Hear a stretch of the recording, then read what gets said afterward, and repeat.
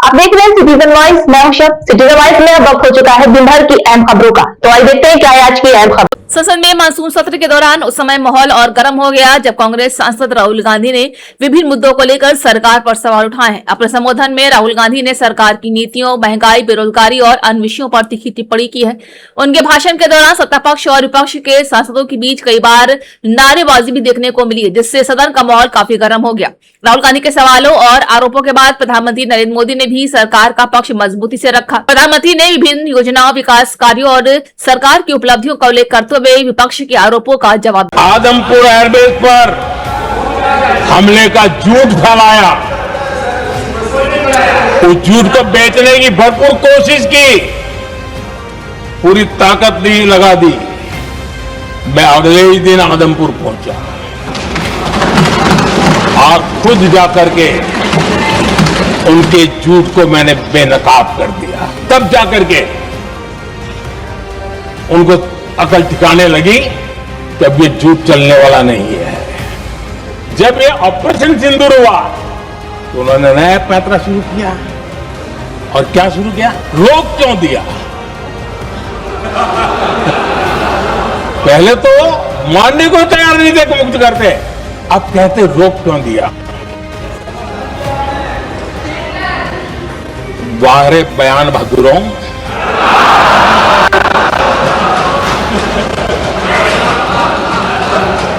अगर भारत पर आतंकी हमला हुआ तो हम अपने तरीके से, अपनी शर्तों पर, अपने समय पर जवाब देकर के रहेंगे।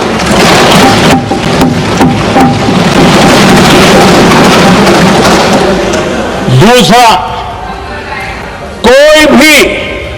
कोई भी न्यूक्लियर ब्लैकमेल अब नहीं चलेगा।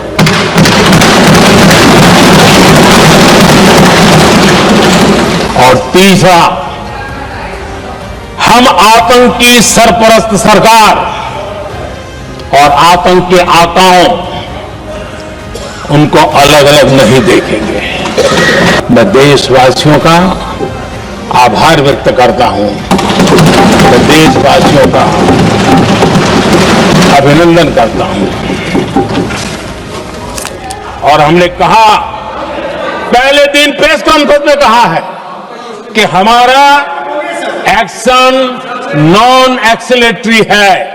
ये हमने कह करके किया है और इसके लिए साथियों हमने हमला रोका। अध्यक्ष जी, दुनिया के किसी भी नेता ने भारत के ऑपरेशन रोकने के लिए नहीं कहा। 9 तारीख को रात को अमेरिका के उपराष्ट्रपति जी ने मुझसे बात करने का प्रयास किया। वो घंटे भर कोशिश कर रहे थे, लेकिन मेरी सेना के साथ मीटिंग चल रही थी तो मैंने उनका फोन उठा नहीं पाया। बाद में मैंने उनको कॉल बैक किया। मैंने कहा कि आपका फोन था, 3-4 बार आपका फोन आ गया, क्या है?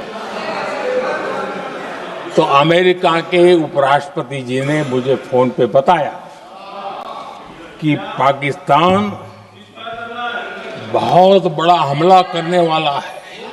ये उन्होंने मुझे बताया। मेरा जो जवाब था, जिनको समझ नहीं आता है उनको तो नहीं आएगा।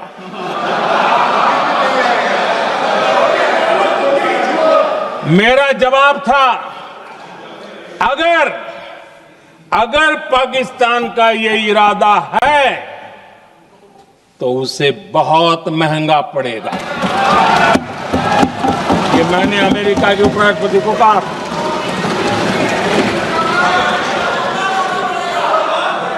अगर पाकिस्तान हमला करेगा तो हम बड़ा हमला कर करके जवाब देंगे। ये मेरा जवाब था। और आगे मेरा एक वाक्य था, मैंने कहा था हम गोली का जवाब गोले से देंगे। पहलगाम हमले के बाद हमारा बीएसएफ का एक जवान पाकिस्तान के कब्जे में गया, तो फिर इनको लगा वाह बड़ा मुद्दा हाथ में आ गया है, अब मोदी फंस जाएगा। अब तो मोदी की फजीयत जरूर होगी और उनकी इकोसिस्टम ने सोशल मीडिया में बहुत सारी कथाएं वायरल की कि ये बीएसएफ के जवान का क्या होगा, उसके परिवार का क्या होगा, ये वापस आएगा, कब आएगा, कैसे आएगा, न जाने क्या क्या चला दिया। आदरणीय अध्यक्ष जी, बीएसएफ का वो जवान भी आन बान शान के साथ वापस आया।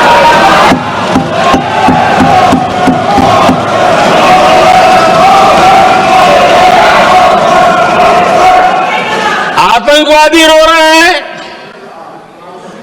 आतंकवादियों के आका रो रहे हैं और उनको रोते देखकर यहां भी कुछ लोग रो रहे हैं।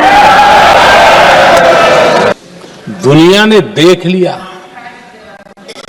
कि हमारी कार्यवाही का दायरा कितना बड़ा, स्केल कितना बड़ा।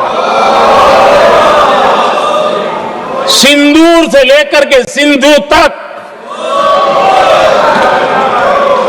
पाकिस्तान पर कार्रवाई की है। ऑपरेशन सिंदूर ने तय कर दिया कि भारत में आतंकी हमले की उसके आकाओं को और पाकिस्तान को भारी कीमत चुकानी पड़ेगी। अब ऐसे ही नहीं जा सकते। ऑपरेशन सिंदूर से स्पष्ट होता है कि भारत ने 3 सूत्र तय किए हैं।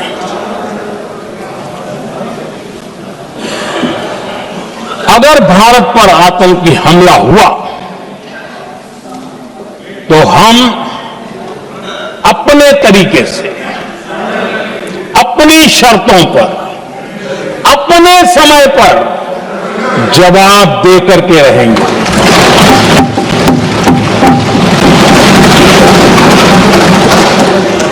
दूसरा, कोई भी न्यूक्लियर ब्लैकमेल अब नहीं चलेगा।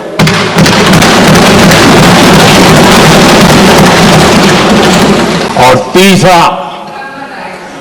हम आतंकी सरपरस्त सरकार और आतंक के आकाओं उनको अलग अलग नहीं देखेंगे।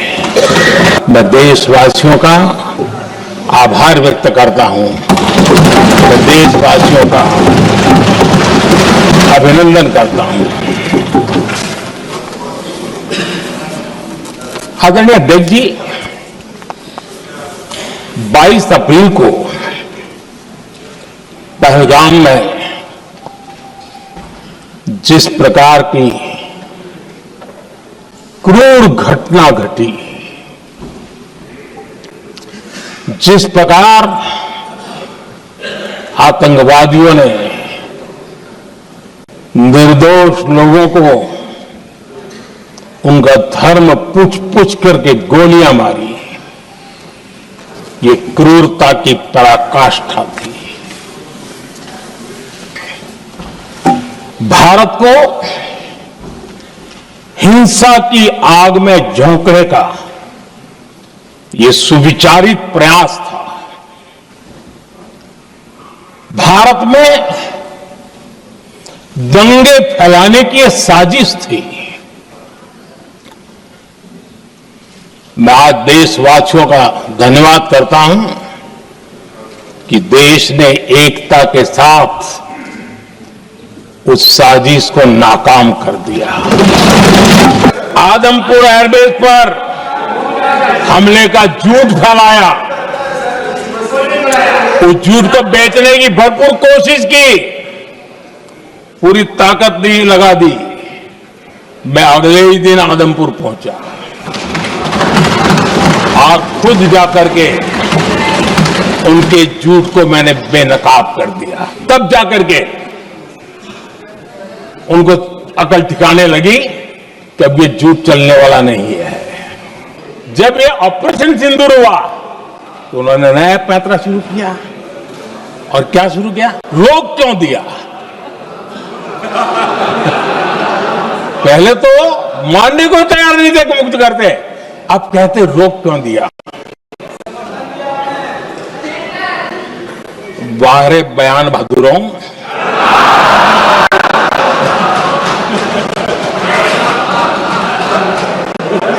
आपको विरोध का कोई न कोई बहाना चाहिए। और इसलिए सिर्फ मैं नहीं, पूरा देश आप पर हंस रहा है। पहलगाम हमले के बाद से ही पाकिस्तानी सेना को अंदाजा लग चुका था कि भारत कोई बड़ी कार्रवाई करेगा। उनके तरफ से न्यूक्लियर की धमकियों के भी बयान आना शुरू हो चुके थे। भारत ने 6 मई रात और 7 मई सुबह जैसा तय किया था वैसी कार्रवाई की और पाकिस्तान कुछ नहीं कर पाया। 22 मिनट में 22 अप्रैल का बदला निर्धारित लक्ष्य के साथ हमारी सेना ने ले लिया। पाकिस्तान की न्यूक्लियर धमकी को हमने झूठा साबित कर दिया।